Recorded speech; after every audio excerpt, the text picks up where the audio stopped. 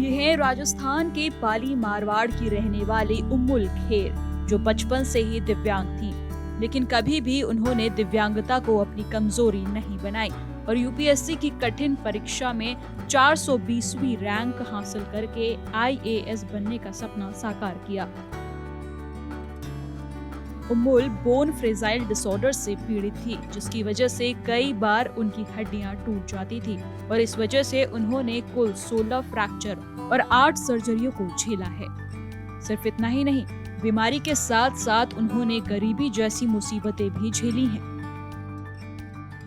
इन सब के बावजूद उनके अंदर कुछ कर गुजरने का जज्बा था।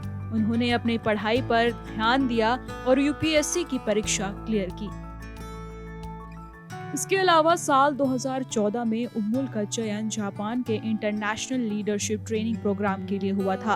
वो ऐसी चौथी भारतीय थी जिनका सिलेक्शन इस प्रोग्राम के लिए हुआ था। उम्मुल के पिता दिल्ली में फेरी वाले का काम करते थे, जिससे घर का पेट भर सके। कमाई कम होने के कारण वो दिल्ली के निजामुद्दीन में झुग्गी झोपड़ी में रहते थे, लेकिन साल 2001 में उम्मुल खेर के परिवार की इससे भी बुरी नौबत आ गई थी, क्योंकि उनकी झुग्गियों को उजाड़ दिया गया था, जिस वजह से वो बेघर हो गए थे। इन सब मुसीबतों के बीच उम्मुल ने अपनी पढ़ाई पूरी करने के लिए ट्यूशन पढ़ाने का फैसला लिया। ट्यूशन पढ़ाकर उनके पास जो पैसे आते थे उससे वो अपने स्कूल की फीस दिया करती थी। उन्हें पढ़ाई का मोल पता था, इसलिए उन्होंने अपनी पढ़ाई पर खासा जोर दिया। डीयू में दाखिला लेने के लिए उन्होंने बहुत मेहनत किया।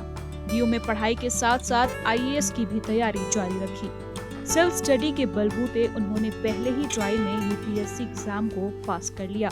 आज वो एक कामयाब आईएएस ऑफिसर हैं और करोड़ों लोगों की प्रेरणा बन गई हैं।